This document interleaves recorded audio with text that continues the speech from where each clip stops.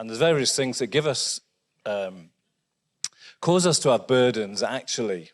And this whole area of patience that I started talking about last week, impatience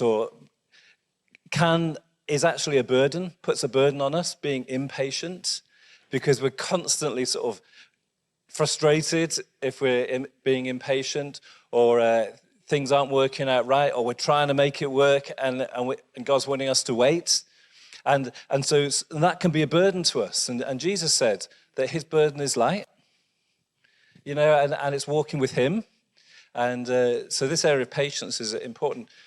Did you know that patience impacts, learning patience is a fantastic thing for us? Absolutely fantastic.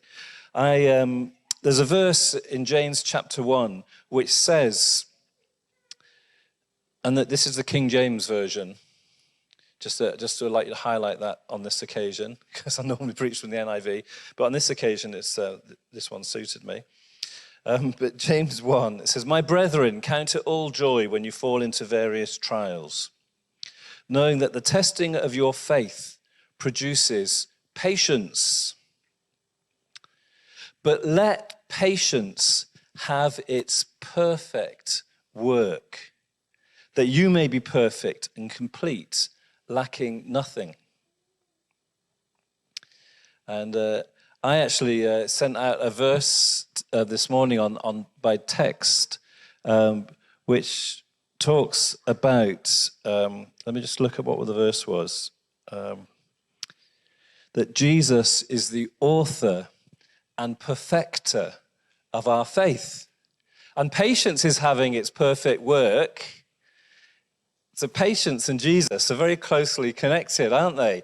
Patience and having to wait for things, learning to wait, learning to be patient in the waiting is actually part of Jesus perfecting our faith.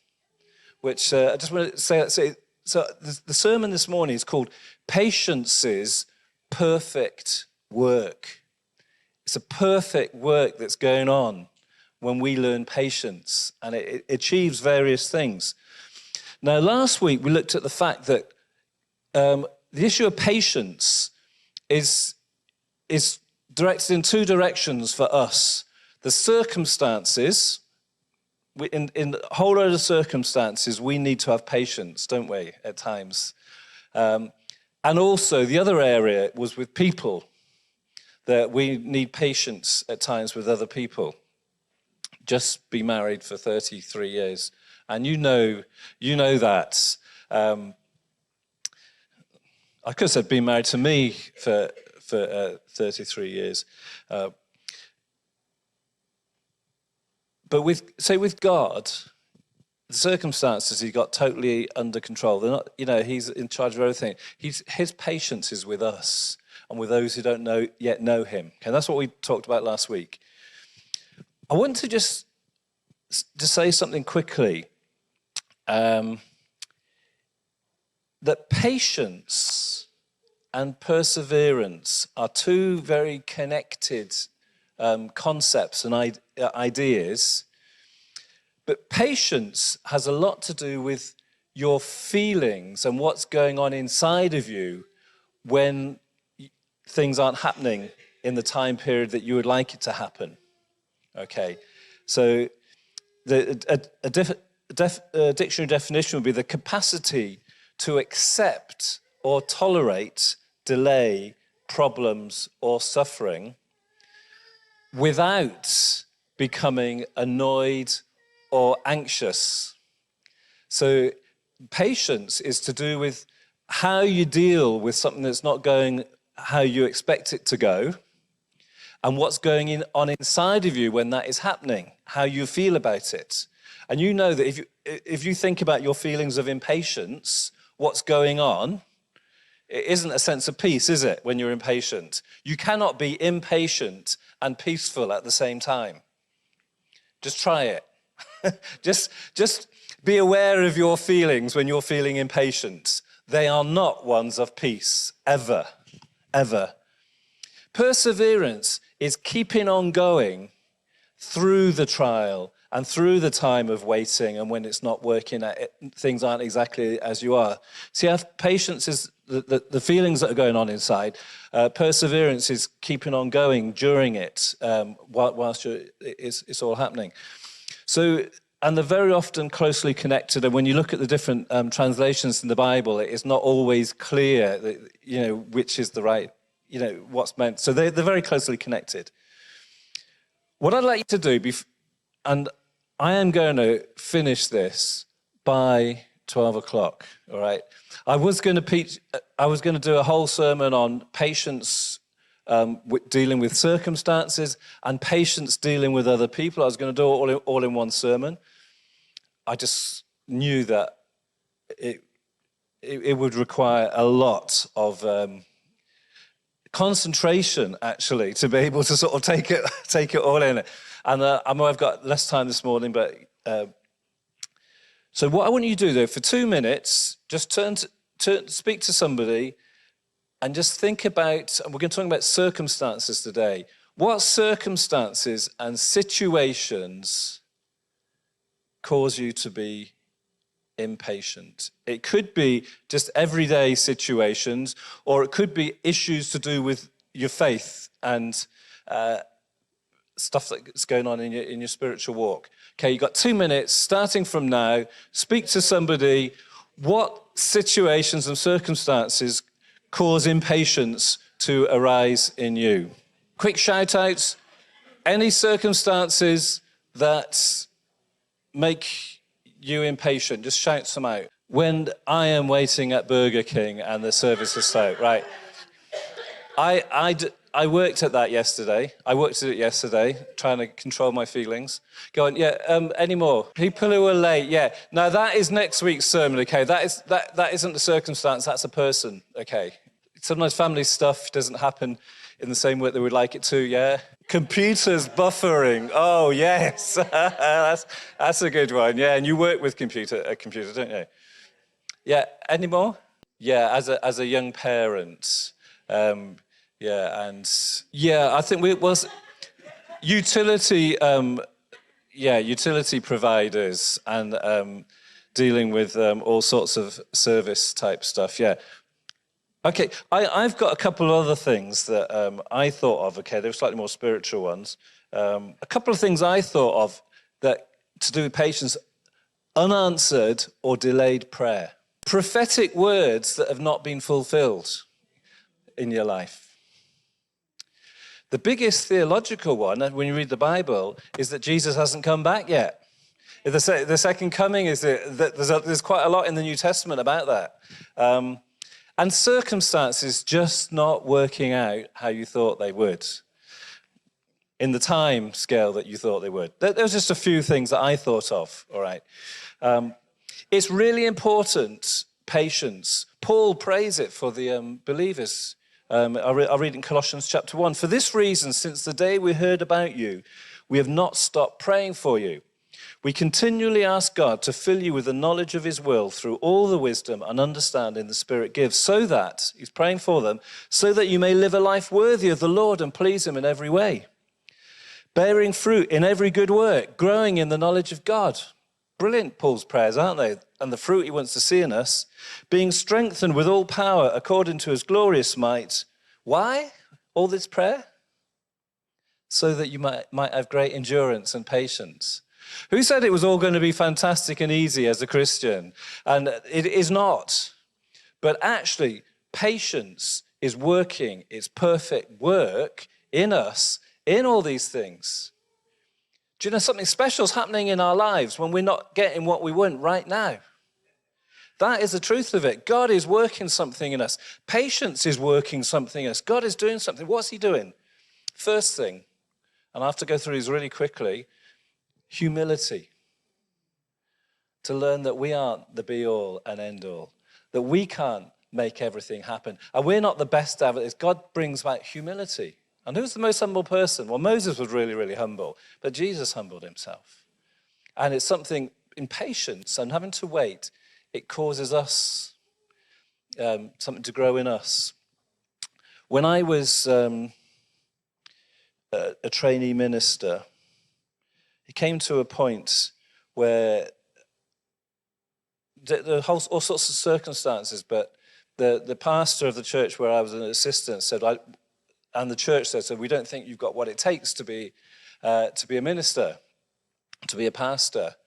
And around about the same time, somebody in, I think, Kay's young people's group up in Scotland, or one of the young people from up there, when we were up there one time in a prayer meeting, he gave me a word, and it was based around this. It says,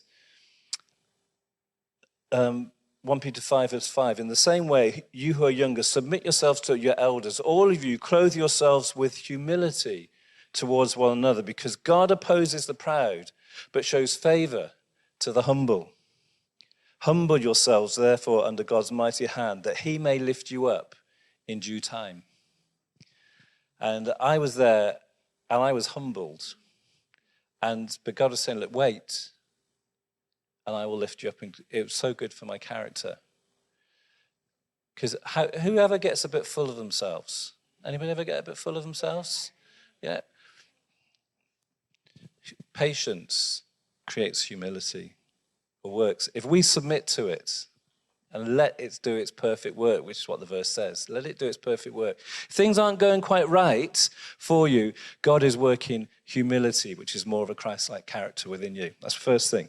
The second thing is faith is exhibited. As in patience, when things aren't working out, we live by faith and not by sight. And when we don't see things happening, when we want to see them, what happens? Faith, it's an opportunity for us to show faith. It's an opportunity for faith to be revealed.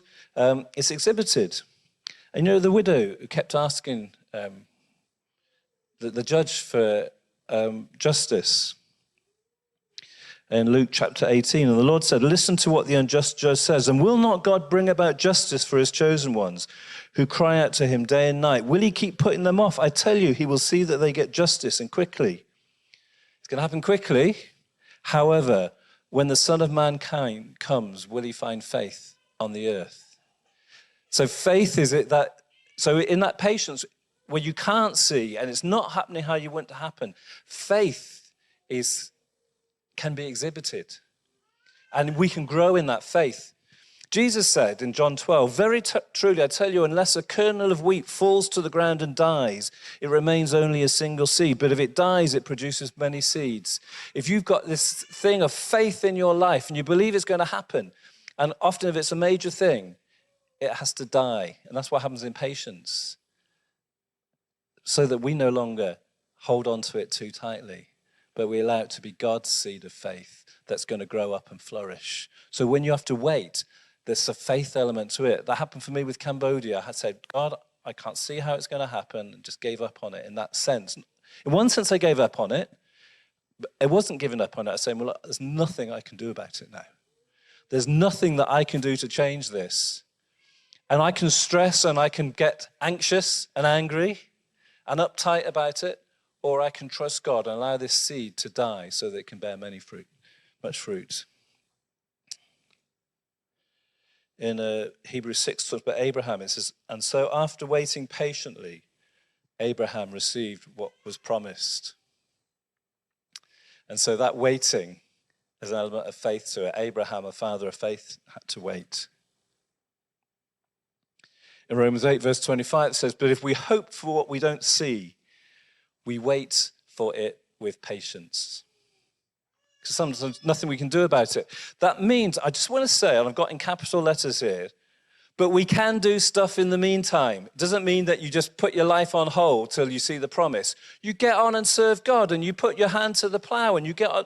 It's like Paul and Patrick with the building last year, particular, that it was a season in their lives where they knew that God had got, they didn't know what God was calling them into. There was a waiting time, a developing time, and they got on with that. They got busy. And we get busy with what we're doing. And don't just, because what happens if you just focus on that thing that's not been answered, that has all that negative energy and stops you working for God. There isn't just one thing that God's called us to do. He's got all sorts of things that we can do.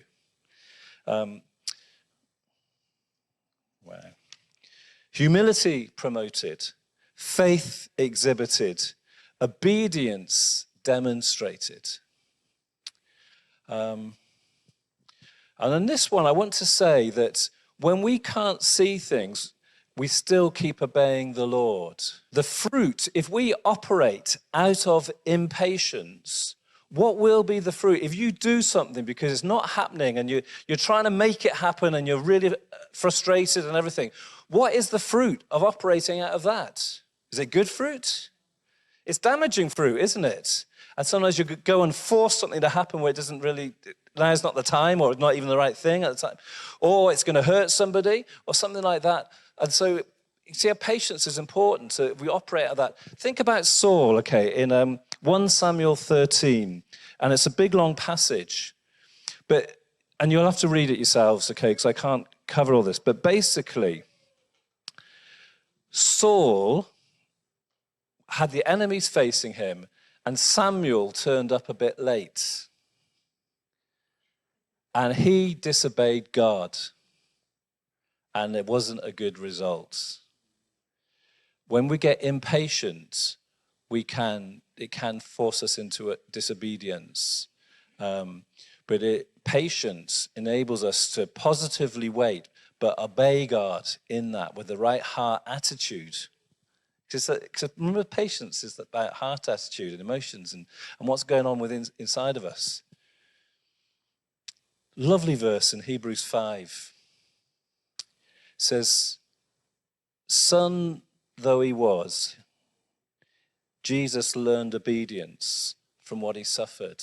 And that period that Jesus went through, he learned obedience. And once made perfect, just think about that. Patience is perfect work. And Jesus, once made perfect, he became the source of eternal salvation for all who obey him. And can you see what was wrought in Jesus even with patience's perfect work, going through that suffering? So, and it says he learned obedience. And in patience, being patient, we can learn obedience. Our characters, the fourth point is our character is developed. Romans 5 verse 3, we can rejoice too when we run into problems and trials, for we know that they are good for us. They help us learn to be patient. This is the Living Bible, TLB. And patience develops strength of character in us and helps us trust God more each time we use it, until finally our hope and faith are strong and steady. That's a lovely translation of what patience does within us. When we have the trials, when there's problems and trials and things don't work out how we want it to, they're good for us. And patience is doing its perfect work, changing our character. I went to Bible college, expected to do 2 years at Bible college and then go straight off to Cambodia or Indochina. It was actually, in the end, after God spoke to me, I ended up, my first visit, 11 years after God spoke to me, but 15 years after God spoke to me, that we went. It's a long time, and there were probably times when I was impatient to get out, and there were times when I had to do things and I had to take steps in that direction to prepare myself and to do stuff.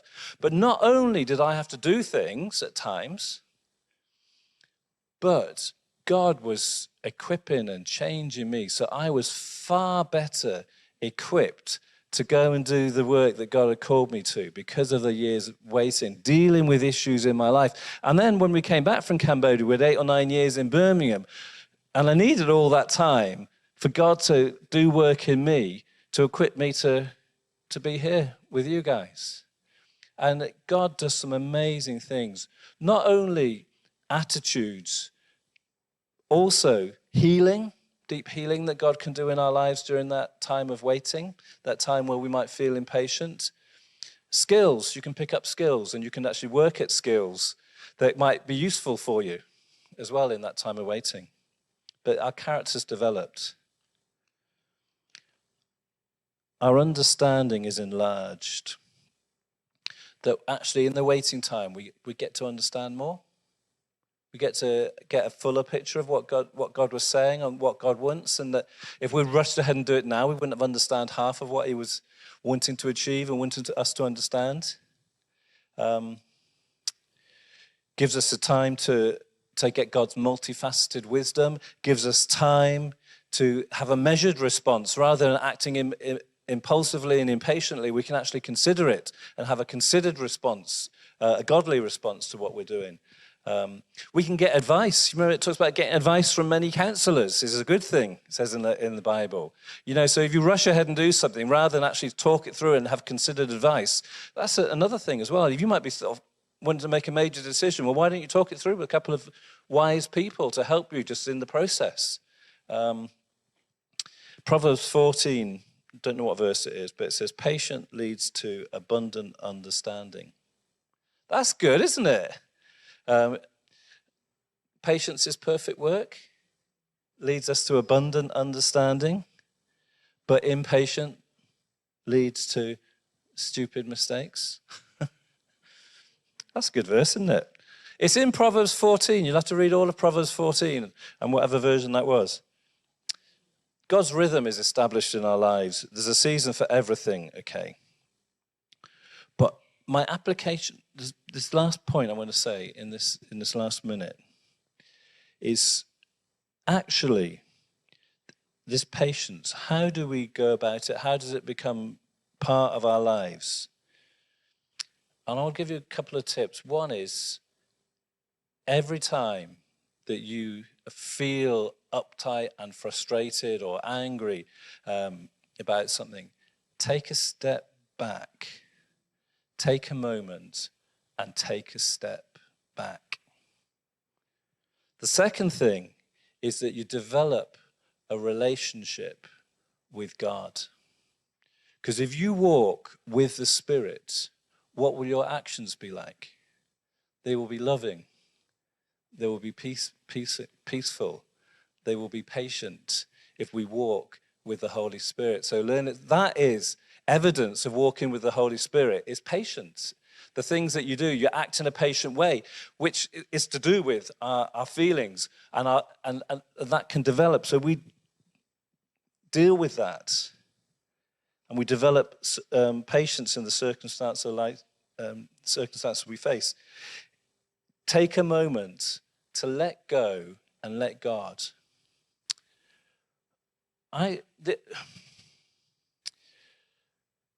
Jesus said his burden was light. Please forgive me, I'm going to go over by about 3 or 4 minutes. It would have been a lot longer if I'd not been trying.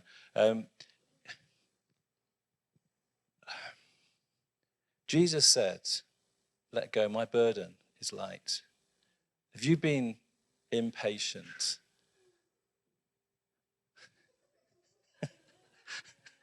Stephanie just gave out a big yawn then.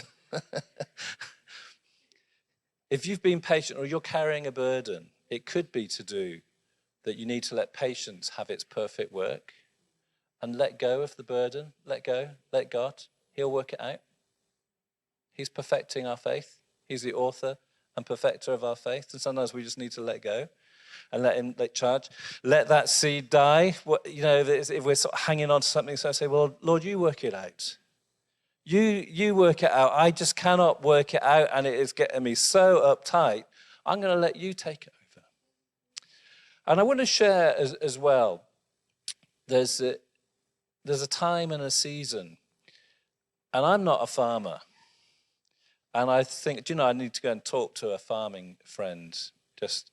But the farmer doesn't go flat out every single hour of every single day of the whole year. There are times and seasons. There are seasons in the harvest time where they are flat out every daylight hour. But there are other times of the year where they go out and they'll look at the fields and see what needs to be done, see what's happening. And to recognize, we can't go flat out all the time. There are times of sowing, there are times of waiting, there are times of reaping. And actually, there are bits that, yes, we can do, but there's other bits we can't. Somebody planted, somebody watered, but who gave the growth? God. And there's times where we need to sit back and let God give the growth. And something I'm learning here to think, well, it isn't happening how I want it to happen, I need to try harder. Well, actually, it might be a time just to let God do it. You know, it's the season, it's the time when God can take it forward and move it. It's like that growing, like our sunflowers are growing I walk past them. Am I impatient for the flower to open? I'm looking there and I'm rejoicing actually with what's happening. You can see, have you noticed that the heads are just starting to grow? Did you notice that, Kay? No? Well, you are.